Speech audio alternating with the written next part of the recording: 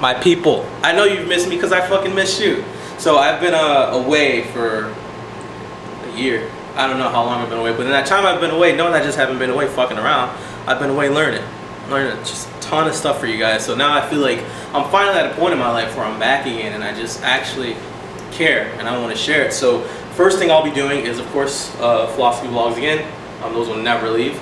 I have a ton of them. I probably have 300 of them written out and ready to go. So those will be coming frequently. And training will be a huge portion of what I'm doing now, also with the Novo Nutrition. I'll get into Novo later. I'll get into some philosophy stuff later. But now this video here is just all about the type of training I'll be doing, and I'll share it with you guys. And any questions you have, I'll try to kind of get a summation of them in the comments and try to address and explain to them as much as possible. But this beautiful man sitting in the corner here, that's Ben Escrow. A lot of you guys know Ben. Ben's de novo with me as well. And Ben's actually gonna do my programming, do my training from here on out, and mostly everything I do. So a lot of what he does, he's learned from Dr. Mike Zordos.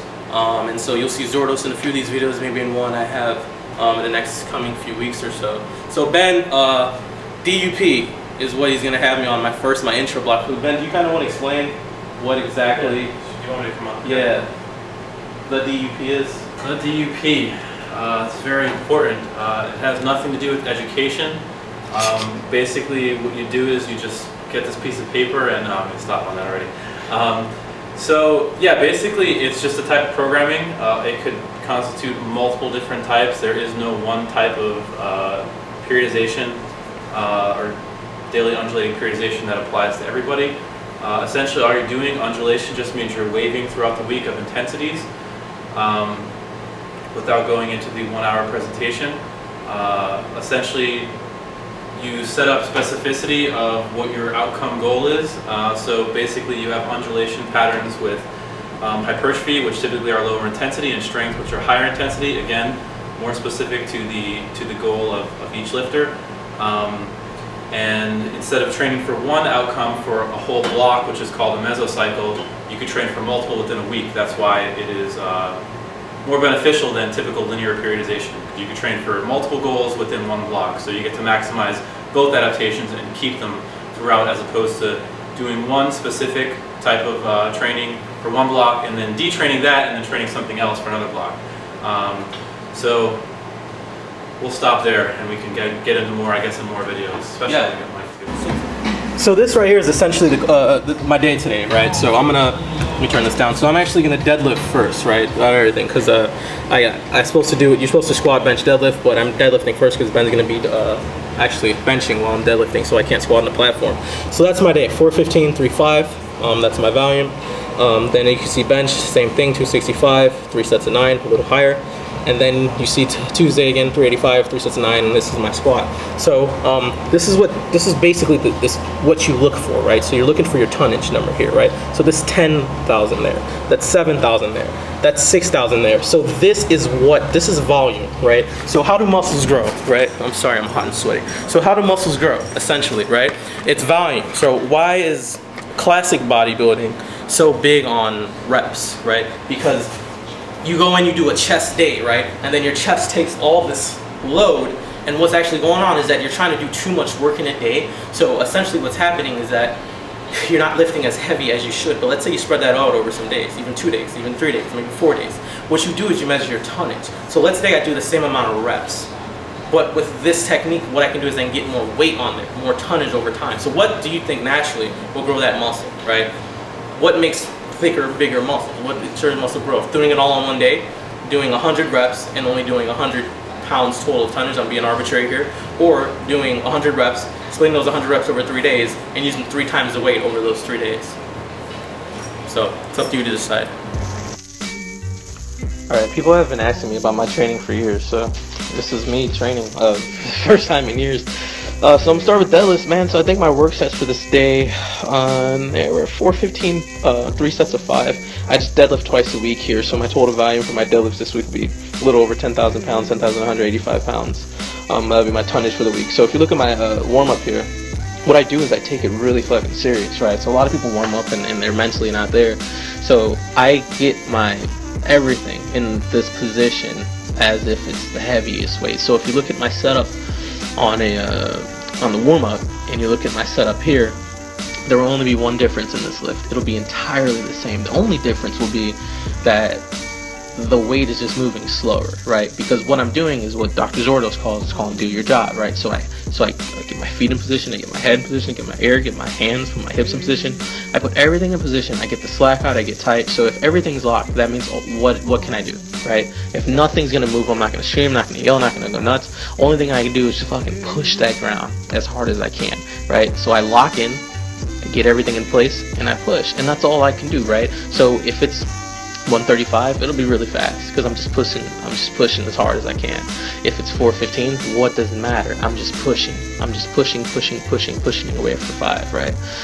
So those are actually best of the day. I shouldn't have done that before squats, although I had to do what I had to do in this order. It was like 2 in the morning as well. So here, I'm doing a little dynamic stretching. So these are just 2 quick stretches I do. I don't know, I guess Kelly Starrett will call it more so like, I don't know, like a mobility WOD type of deal. So this is I do for my rotators, is when I low bar, I just get a lot tight up there, and it's just hard to get loose. Call these the dirty girls, or whatever it is you're into. So these just help my hips get open, and again, just a lot of dynamic stretching. We've known for years in sports exercise that you don't do any static stretching before an explosive movement. It just doesn't make sense. Yeah.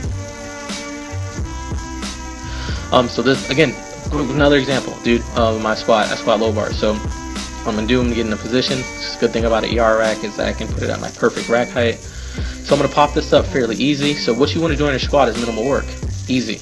And I'm gonna do a step, control that step, control the next step, and get in a position. This is actually a bad setup. So I find myself, find my breath, and I don't squat until I'm totally relaxed. No oscillation in the bar, right? So again, I'm doing my job, man, right? So when you all should do your job, because I'm not gonna. So for me, this weight, whatever this is, I don't know whatever it is in pounds. So whatever this is, I'm gonna do this in the same sequence that I would do the next one, right? And that really doesn't make much of a difference. So here's a working set here. It's what is this in pounds? I think it's 385 in pounds, and I had 3 sets of 9. So these were grinders, especially on my lower back, since I just I never deadlifted before, I squatted before, and that's just an adaptation thing, you know what I mean? You could do that and you can get used to it, but that's not the order in which I'm going to do things. So again, look at my setup. I'm getting on the bar the same exact way. I'm going to pop up the same exact way. I'm going to step out, control, even it out, find myself, find my breath, and squat. You know, there's no difference, right? So these may look like they're easy. Mind you, these are fucking hard. Like, I felt like I was gonna die. So one thing I did, I don't know whatever people do to squat, what I did is I actually thought, do 3, and I did 3. Then I said, do 3 more, then I did 3 more. And then I said, okay, if you can do 3, then I can make up some weird fucked up thing in my head. I'm like, if you do 3, then you're guaranteed to win $1 million. It's weird. I mean, I'm not going to win $1 million, but it works for me. And I have these weird little wages I do with myself just to do 3 at a time. So, I mean, when I really say grind that shit, I really mean it. You know, I really pick these small little goals, you know. So, I'm pretty beat, as you can see. And I had 2 more sets of that, just like I had 3 sets of everything today, but for the, sake of film, speed the shit up. Here's my bench. Probably one of the biggest lifts I've been working on. It's probably why my squat has been suffering, because I've just been focused so much on bench. Really changing a lot of my form. So this is probably my better set of the day, except for my left arm.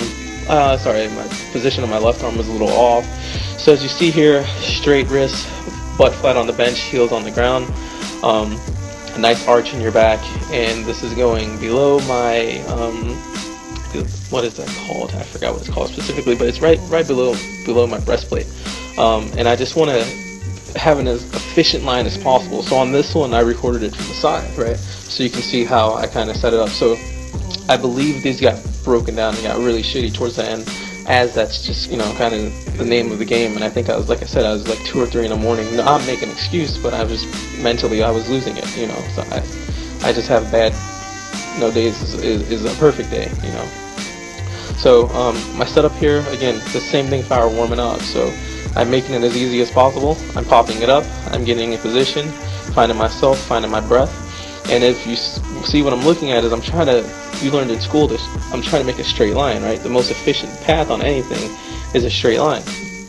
So these are terrible here, right here. These suck. That one wasn't so bad.